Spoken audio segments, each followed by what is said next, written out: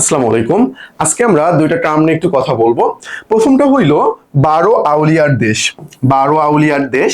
আর পরেরটা হইল 360 আউলিয়ার দেশ।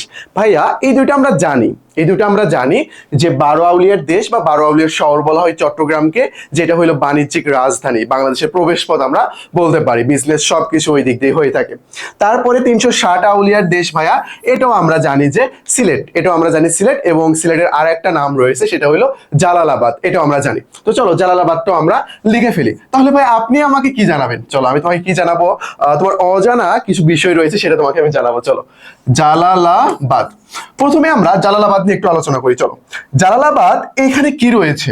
এখানে জালাল শব্দটা রয়েছে, অর্থাৎ এখানে হযরত শাহজালাল রহমতুল্লাহ আলাইকে বোঝানো হচ্ছে, শাহজালাল রহমতুল্লাহ আলাইকে বোঝানো হচ্ছে। তাহলে ভাই জালালা কেন বলা হয়? জালালা তারপরে রয়েছে বাদ, এটা আসলে কি সন্ধি বিচ্ছেদ করছো না? অ যুক্ত অ, তাহলে কি হয়ে যায়? আ হয়, তারপরে অ যোগ আ, তাহলে কি হয়ে যায়? আ হয়ে যায়। এটা তো পড়ছো তাই না তোমাদের স্বরধ্বনি যেটা রয়েছে তার মধ্যে। ওকে, তাহলে এখানে কি রয়েছে জানো? এখানে রয়েছে জালাল প্লাস রয়েছে আবাদ, অর্থাৎ জালাল নামক যে ব্যক্তি অঞ্চলটাকে আবাদ করেছে, সেই অঞ্চলটার নামে কি হয়েছে? জালালাবাদ। মানে হযরত শাহজালাল রহমতুল্লাহ আলাইহি এখানে গৌর গোবিন্দ, যিনি অত্যাচারী একজন শাসক ছিল, তার হাত থেকে মুসলমানদের রক্ষা করেছেন এবং এখানে ইসলাম প্রচার করেছেন। তো এই জন্য এই ব্যক্তিটাকে কি বলা হচ্ছে? তিনি অঞ্চলটা আবাদ করেছে, এই জন্য এটার নাম কি? এটার নাম হইল জালালাবাদ, এটার নাম জালালাবাদ। এবং এই অঞ্চলটার নাম হইল 360 আউলিয়া দেশ। এইটা একটু তোমার মধ্যযুগের দিকে, এইটা মোটামুটি তারও আগের। সো আমরা এইটা আগে আলোচনা করি। চলো এটা আগে একটু আমরা আলোচনা করি। 12 আউলিয়ার শহর, তোমরা জানলে একটা বিষয় অবাক হবা, যদি এটা দুইটা মত রয়েছে।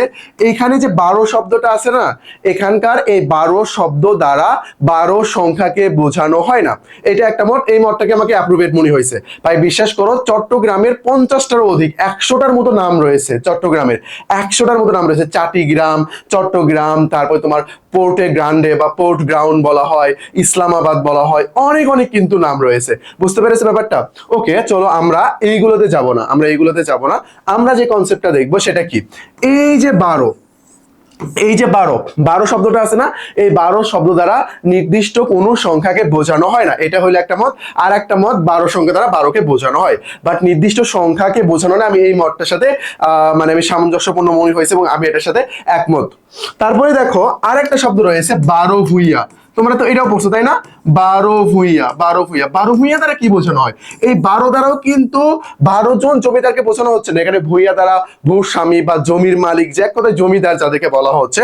মূলত এটা মুঘল সময়ে দেখা যায়, যে মুঘলরা যখন আধিপত্য বিস্তার করতেছিল, সেই সময় মুঘল এখানকার যারা জমিদার ছিল আর কি, বাংলার জমিদার, তারা তাদের বিরুদ্ধে যুদ্ধ করেছে, যদিও শেষ পর্যন্ত টিকে থাকতে পারে নাই।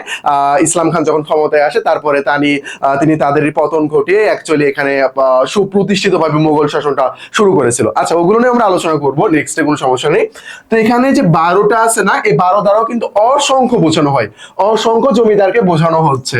তাহলে 12 ভুইয়া, 12 আউলিয়ার দেশ, এরকম। আর আউলিয়া মানে তো জানোই, অলি আউলিয়া, যারা ইসলাম প্রচারের কাজ করে তাদেরকে অ্যাকচুয়ালি বোঝানো হয় এই শব্দ দ্বারা।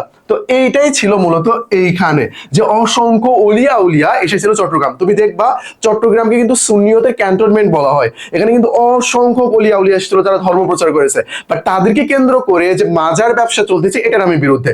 বাট যারা রয়েছে অলিয়া আউলিয়া, তাদেরকে অবশ্যই রেসপেক্ট করতে হবে, তাদের জন্য আমরা ইসলাম ধর্মটা পেয়েছি। এই হলো ব্যাপার এখানে। ইনারা কি করছিল জানো?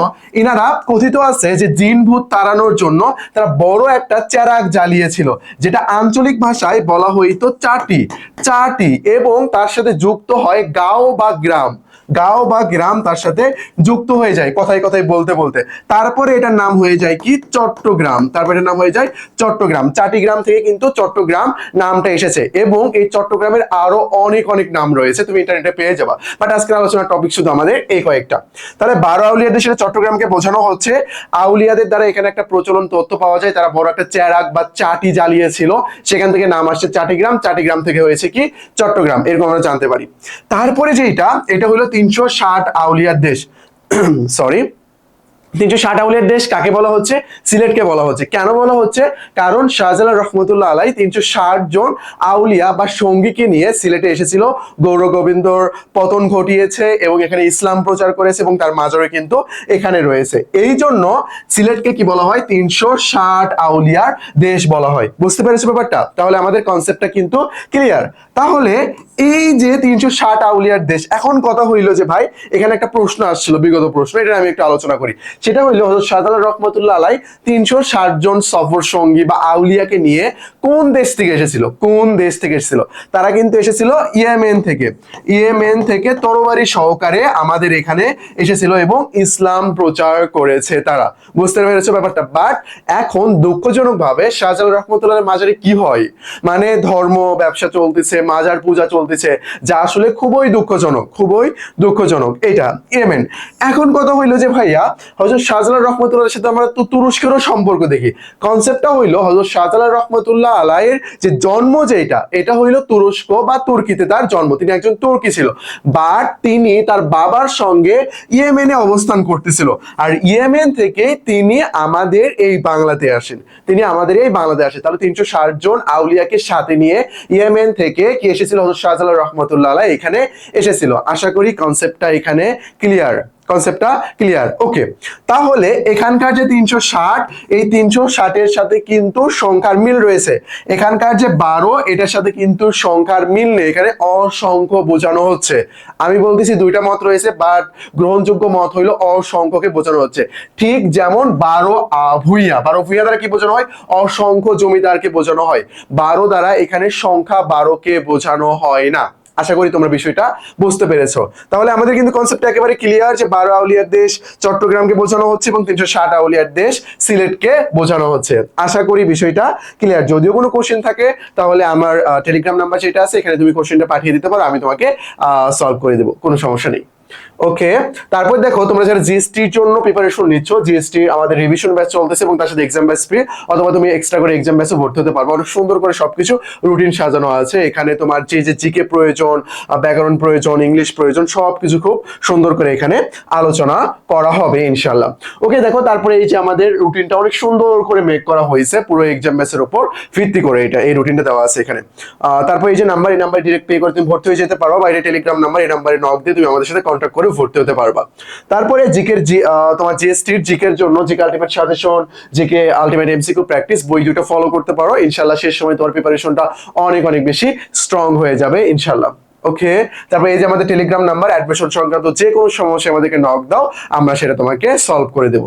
আশা করি 12 আউলিয়ার দেশ অথবা 12 আউলিয়ার শহর, 360 আউলিয়ার দেশ, আশা করি কখনোই তোমরা মনে ভুলবা। এবং দুইটা দেশের কাহিনীও কিন্তু আমি বলে দিয়েছি, যে তুরস্ক আর ইয়েমেনের যে কনসেপ্টটা আর কি, এটা কিন্তু আমি বলে দিয়েছি। তো আজকে এই পর্যন্তই। আসসালামু আলাইকুম।